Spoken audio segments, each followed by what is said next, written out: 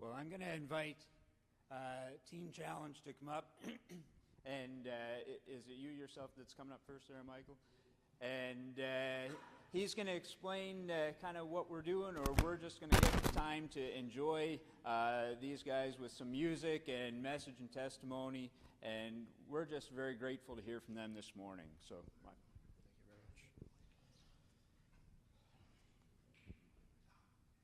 much. Morning, everybody.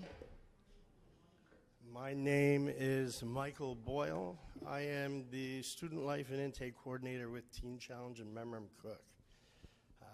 We are currently a 14-15 bed facility, which we pretty much stay at that number most of the time.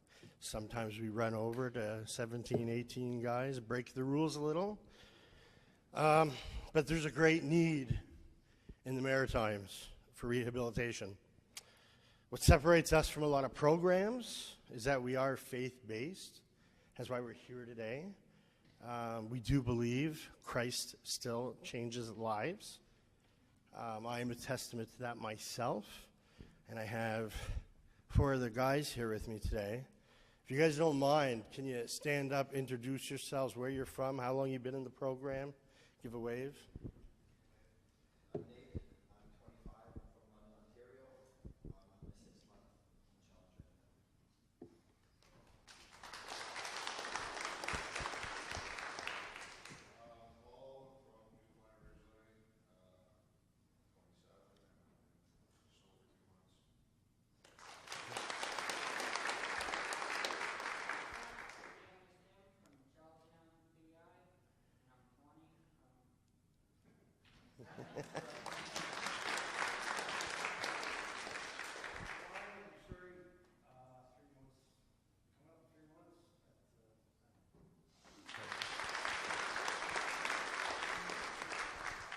You've heard 3 months, 6 months, 2 months. It is a year-long program. That's another thing that does separate us from other programs. If I could just have a show of hands for people that are familiar with Teen Challenge, because I know we have been here in the past, so a lot of people are. How it started, there's this book that explains it all, but I'll give you the idea behind it in a 1-minute little session. Just so you know, they are available at our table at the back. In the 50s, a man, could have been anybody in here, decided he felt God was calling him to pray more, talk to me more, spend time with me more. So the guy took away his TV out of his house and sold his TV, got rid of it, used his TV time for prayer time. Felt God call him to New York. Next thing you know, he's working on the streets with gang members, addicts. Originally, Teen Challenge started something that would be very illegal today, but just grabbing people off the streets and offering them a change. If you want to change, come with us. We'll help you. People were detoxing in apartments. It was good, but it worked. God was in it. And now we have over 1,000 centers and over 25,000 beds around the world. And I believe that's one man listened to the word of God, obeyed, and that's what came out of it, right? We're recipients of that. It's funny, our building at our center was built in 58, the year Teen Challenge started. So I often, when I see that, I think God knew back then that one day this building would be used for him in Teen Challenge. I'm going to bring Paul up for a minute. I'm just going to get Paul to share what a day at Teen Challenge looks like, to give you guys an idea, if you don't mind running through a day. Like a Monday. Running through a day, I don't know, it's never running through, it's long days. So we get 6:45 wake up, then we got 7:30 devotion in the chapel, then we have breakfast at 8, then at 9:15 we do work detail or chapel, depending on which day.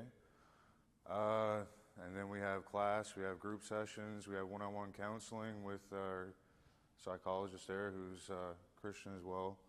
Everybody there is Christian. And yeah, so basically our day goes on until dinner, until before 4:15. Then we have dinner at 5, or supper, sorry. And then, yeah, then we have worship at night, and we have our chores and everything we do at night. So, and we do a lot of work too. Everything at the center we do ourselves. There's nobody that comes in. All the food's donated by the food bank, and just from good faith from other people. So, you know, everything truly is the work of God at Teen Challenge. I mean, I'm a work of God myself.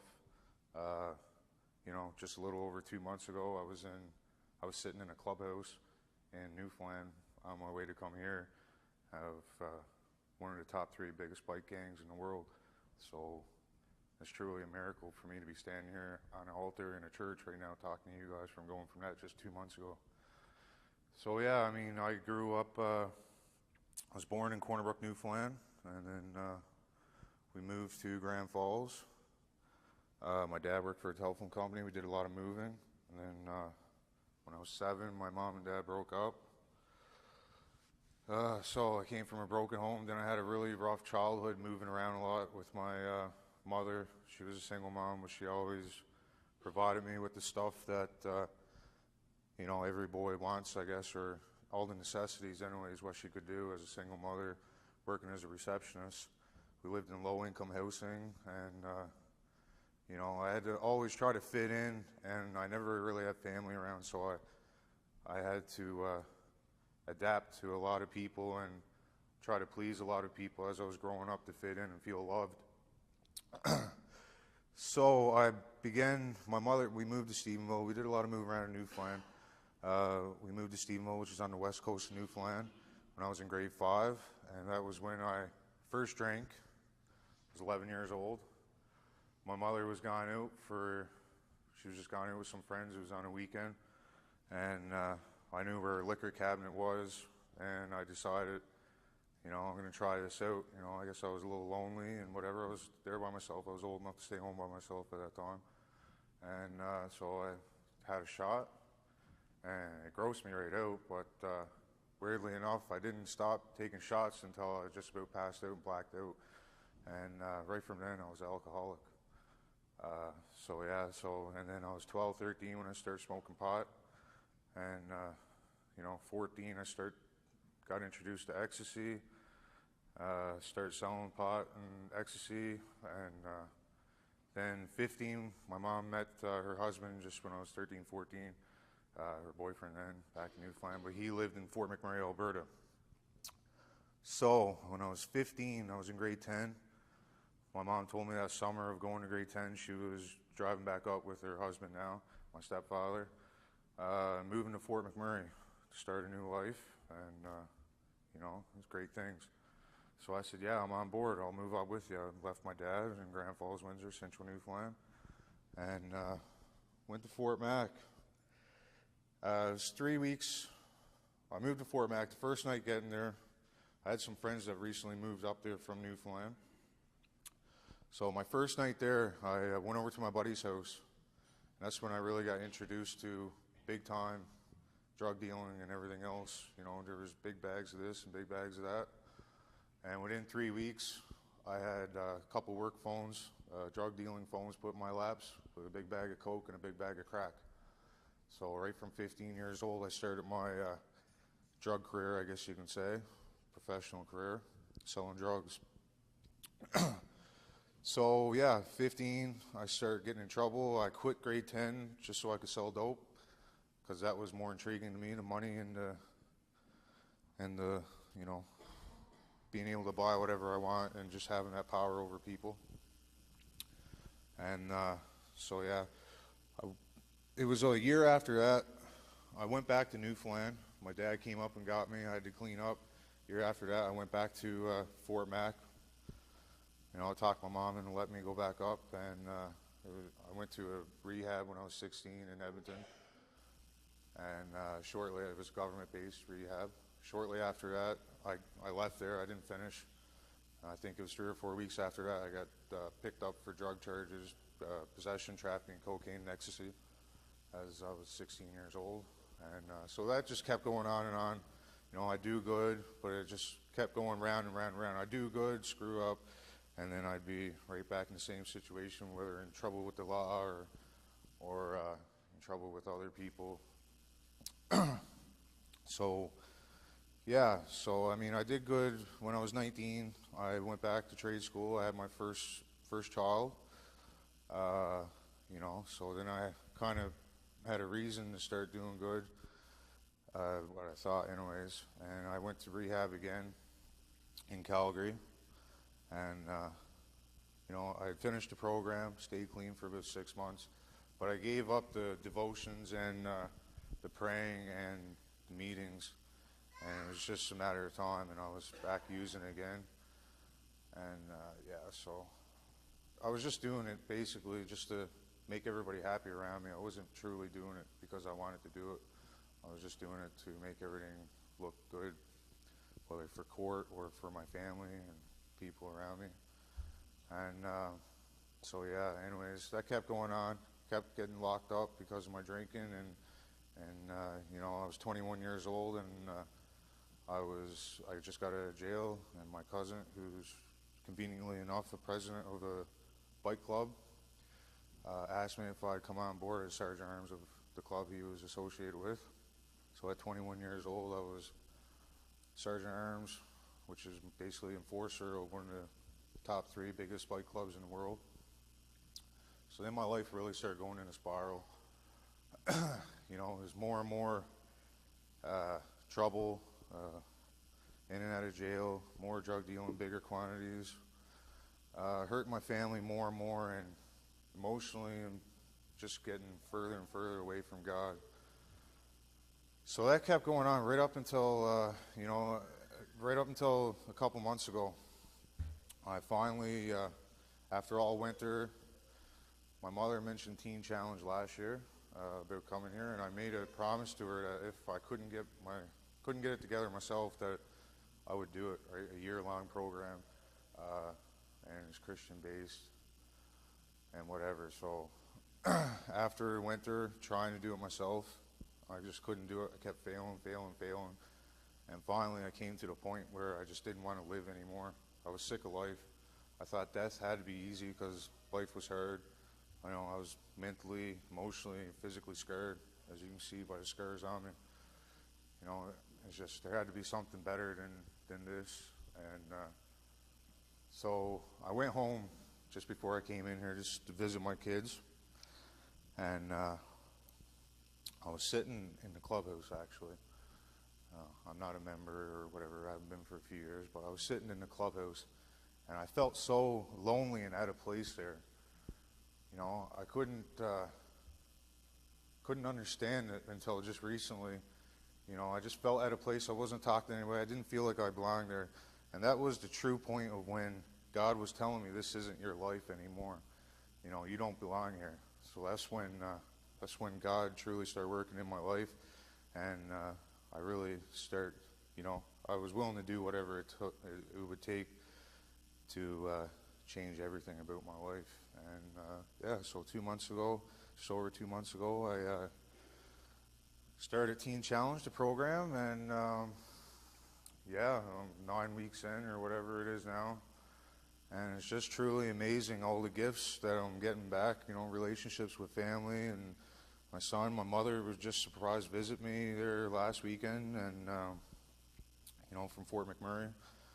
And you know, I talked to my son for an hour on the phone now, which before I'd just be like, hey bud, how's it going, whatever, and that's about it. Now I actually talk to him, and he loves talking to me. My son has found God as well, just recently. He's been wanting to go to church just out of the blue, and that's part of my prayers at night, is that God is there with him and guide him.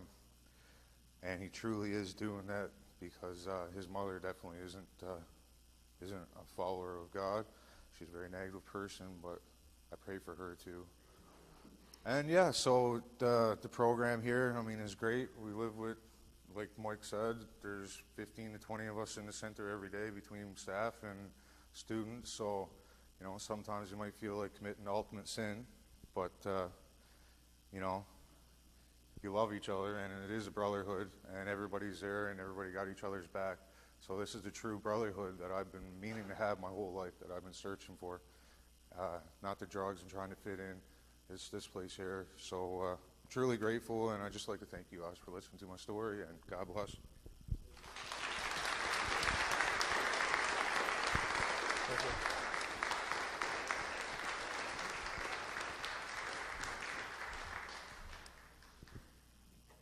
I would like to make you guys aware of something. I'm going to do a show of hands thing again. But yourself, family, friends, people you know in the community, people affected by drugs and alcohol. If you know people, your friends, sons, daughters, brothers, fathers, like it's around, into the smallest towns, the biggest cities. It doesn't matter, and it affects everybody.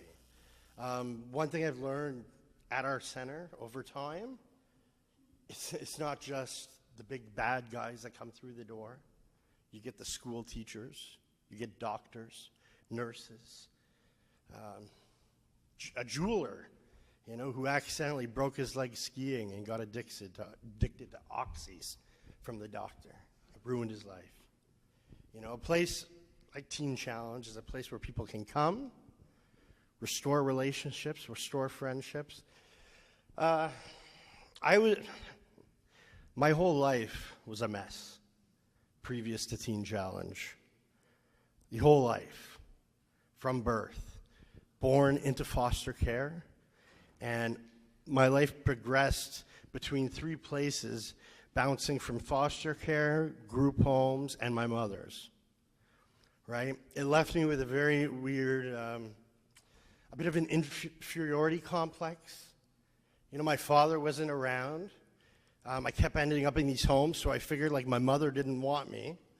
And so I had this kind of thing in my life where I felt unwanted, unneeded. And it was hard. It was very difficult.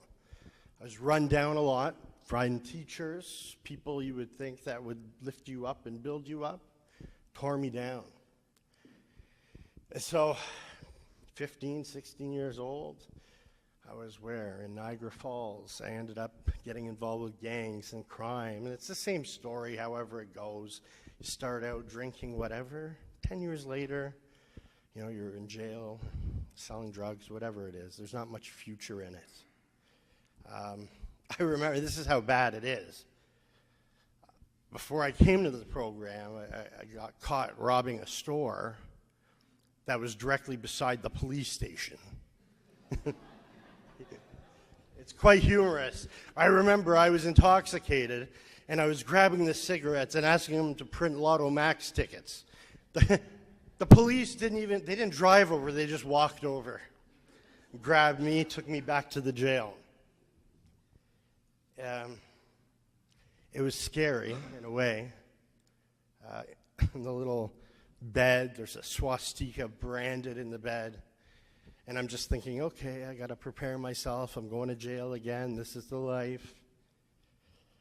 And I had like an encounter with God.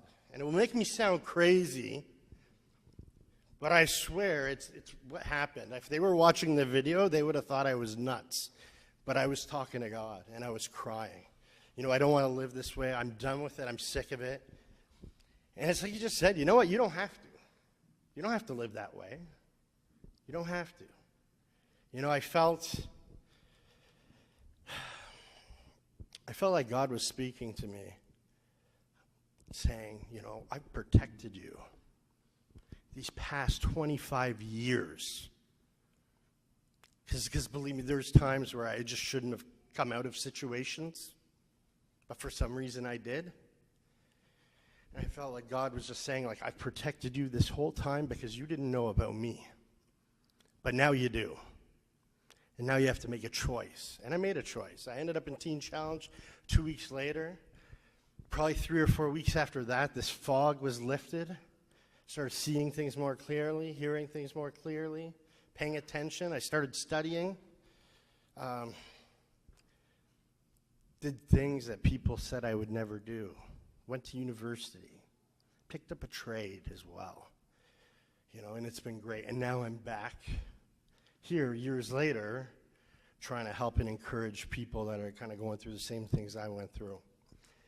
As you know from Paul, everything we have in our center is donated. We have a sponsorship program. I'm going to mention it. If it's something you're interested in, feel free to talk to me later. It's kind of like a World Vision thing. You can help sponsor a guy like Paul get through the program. And for your information, if you know people who need help, we charge $1,000 for the year. That's it. They say it costs about $45,000 to $50,000 to get a guy through the program. We charge $1,000 for the year. If they don't have it, that's fine. We let them in anyways. It's just a way of showing that they're committed to coming. It's a very difficult program. It's a very hard year. You give up pretty much all your rights while you're there. And I'm very moved by the guys who make it and get through that year because it is so difficult. It's a huge thing.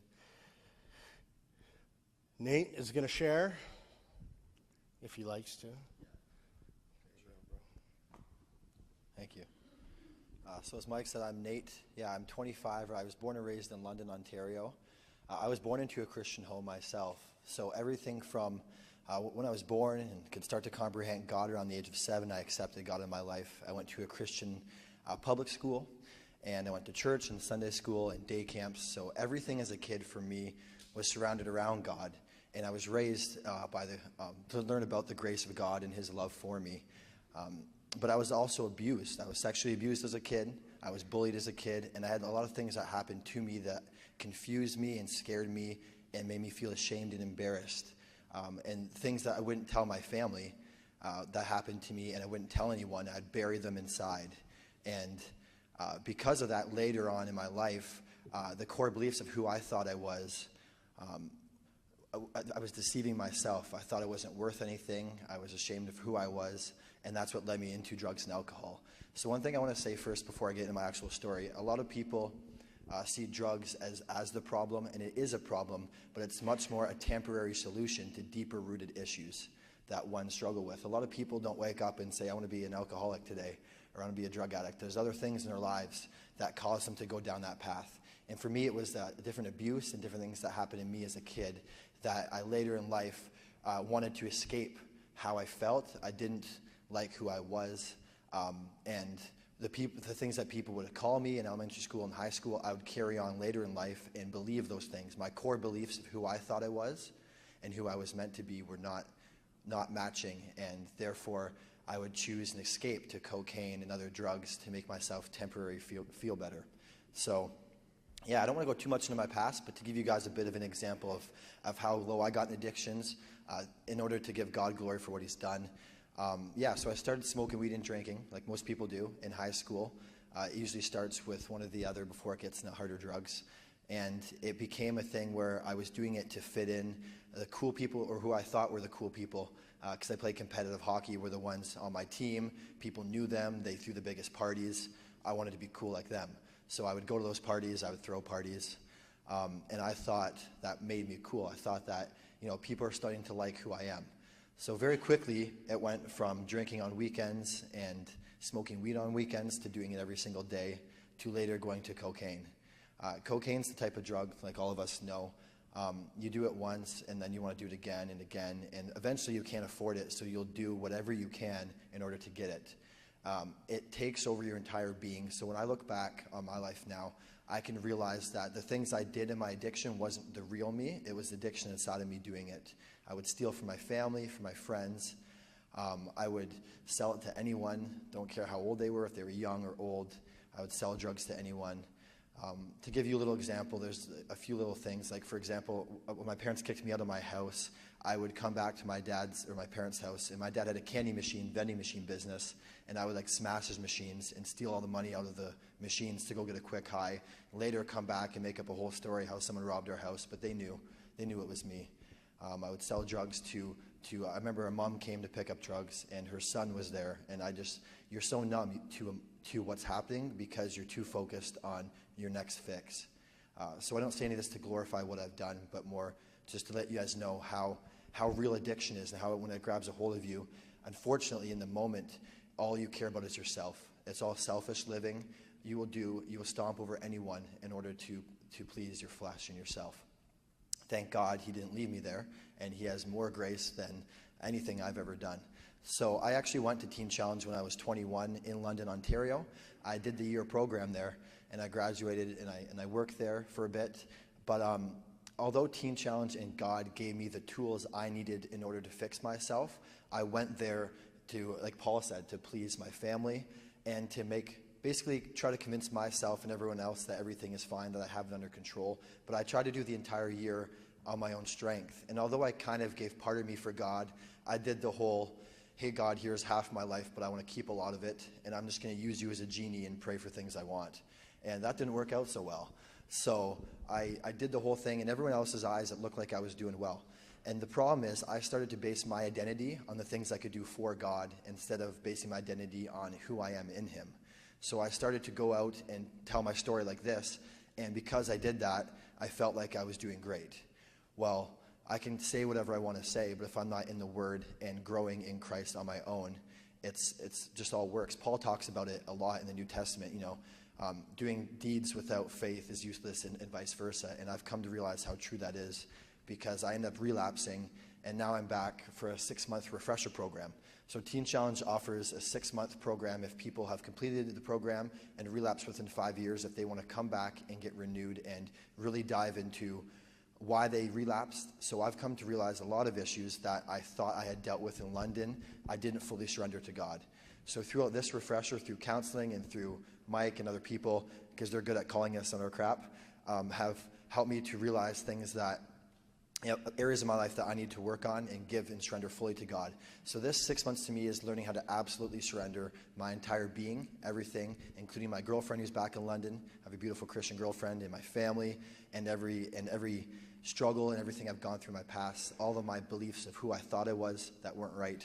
I'm learning to surrender them all to God and let him rest in him and let him lead and guide me. So there's a saying, whatever Satan means for bad, God always turns for good. And I'm evidence of that. I relapsed and Satan tried to tear me down, and I went down for a bit, but God brought me out of that, and I was using that part, even my relapse, for his good. Romans 8:28 talks about, for we know that God causes everything to work together for the good of those who love God and are called according to his purpose for him. And that's evident in my life. Everything that I've gone through now, God is flipping and using for good to help other guys in the program. So I have 1 month left of my refresher.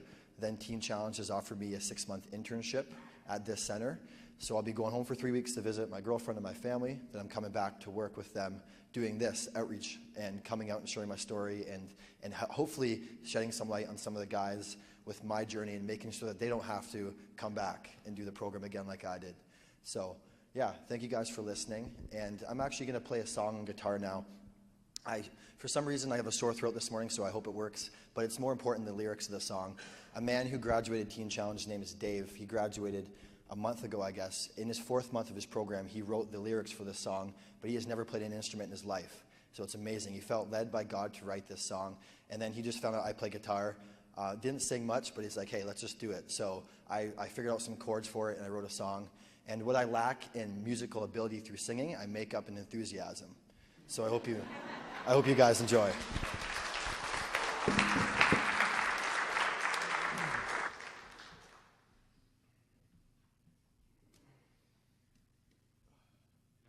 The song's called Carry Me On. I'll give you a little overview. So the first verse is all about when we're in our addictions, how we feel lost and confused. We feel like no one's there to help us. We even go as far to say in our addictions, we don't feel as if God is there to help us. Now we do know his promises are true, that he is there, but we're so blinded by our addiction that we feel lost. So that's the first verse. But then the chorus in the second verse is all about how God has redeemed us and brought us out and is now raising us up in a new life in him.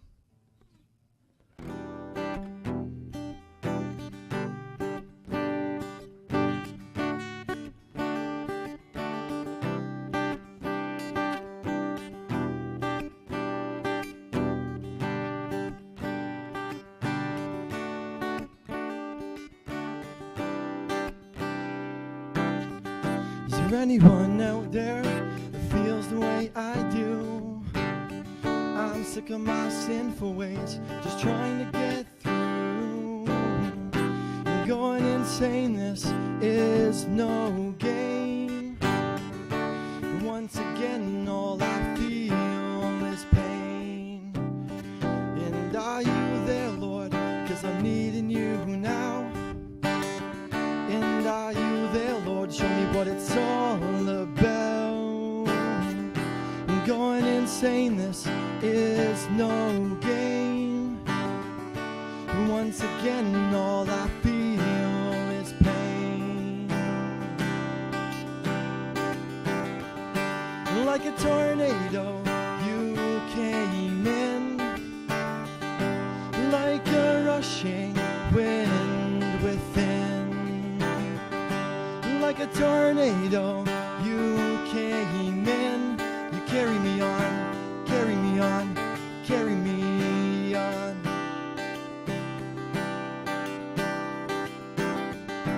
Now this ended has a new beginning. Within your grace I am found, and awestruck by your power like lightning, and crashing all around. So mold and morph me to your desire, and help me show others how you inspire. You bring me no shame, I'm changing every day. Don't break this lightly, 'cause I got a new way. And nothing's gonna be the same. Like a tornado, you came in. Like a rushing wind within. Like a tornado, you came in. You carry me on, carry me on, carry me on.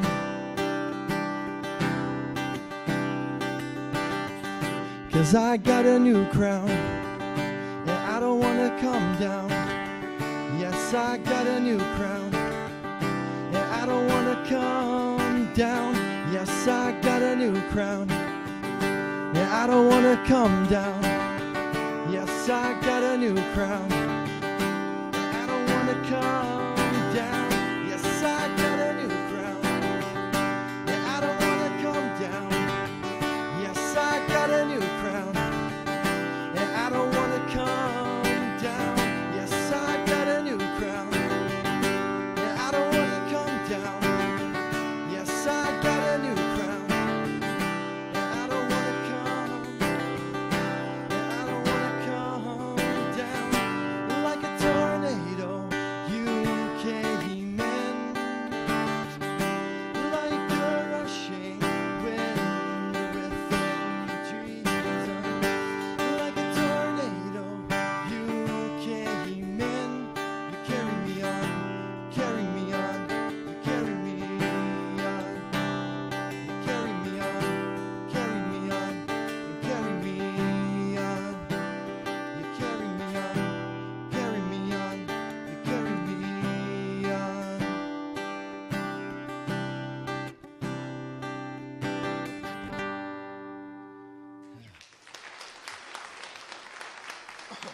Thank you.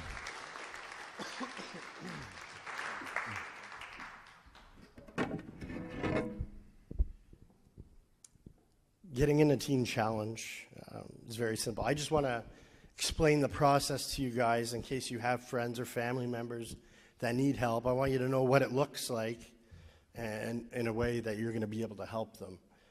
For one, everything's on our website. An application is there. But essentially, the running around part, blood work has to be done, criminal record check, and a TB test. I've seen it take months, and I've seen it take 3 days. Right? It's all about how quick that person, that individual, is willing to get those things done. They can get in the door. If you know somebody and they're going to apply, like I said, it says online it's $1,000 and even $100 for the application. Just click pay later if they don't have the money. You don't actually pay later. It's a bit of a joke, but If you have friends or family, though, that needs help, my card's at the back. Grab a couple, leave them here. Especially as a church, as a body, there's going to be times you're going to come in contact with people that have addiction issues. And so the question is, what are you guys going to do? How are you guys going to respond as a church? As a church family, what are you going to do? Well, we are available. Like I said, we have 14, 15 beds now. We're hoping to jump to 24 in the next year. The need is there. People are always coming and going. Like I said, you're going to have an opportunity to help support us, and if you can, awesome. If you can't, don't worry about it. But like I said before, our ministry was born in prayer. And so when you're at home and you're talking to God, if you can remember these guys, because they're going through a rough time. They're battling through life here, trying to figure it out. Pray for my staff as well. It's not easy. You have a lot of different personalities. It can be stressful at times, but they're faithful. They come every day. They work hard, but they need your prayers as well. I think Nathan's going to sing another song, and we can all join him, stand and worship. Pastor's going to come up after. That's pretty much our presentation. Thank you guys for coming. If you have questions after, want to talk to me about anything, I'll be back there. If you're ever in the Moncton area and you want to come visit and see what it's like, it's a great place.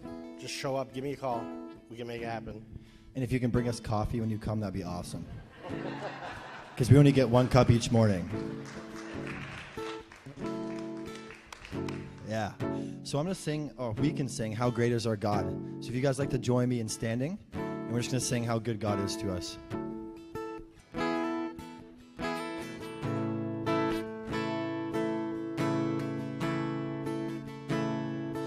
The splendor of the King,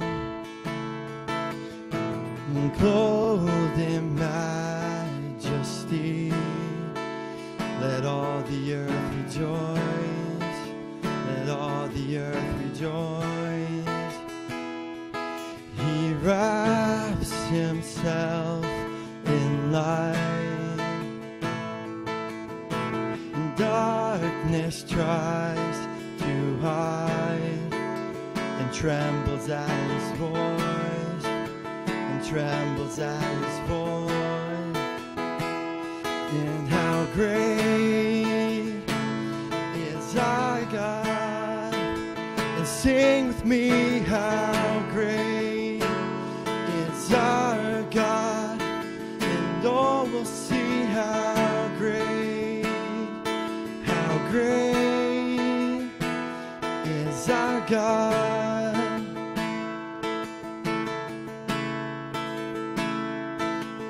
And age to age he stands, and time is in his hands, beginning and the end, beginning and the end. The Godhead 3 in 1, Father, Spirit, Son, the Lion and the Lamb, the Lion and the Lamb. And how great is our God?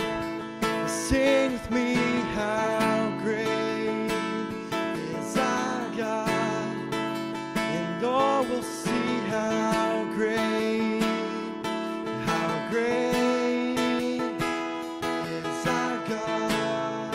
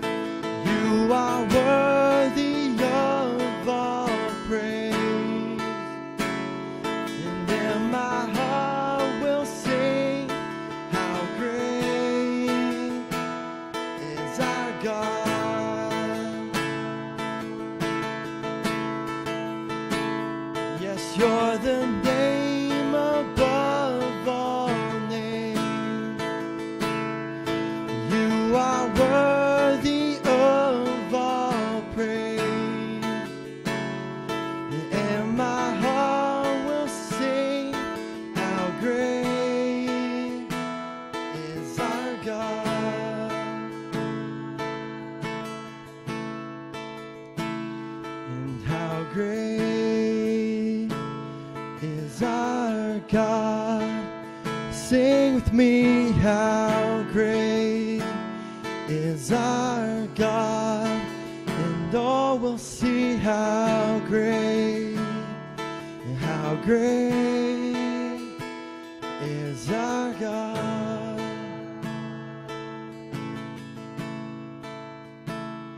And how great is our God. Sing with me, how great is our God, and all will see how great is our God.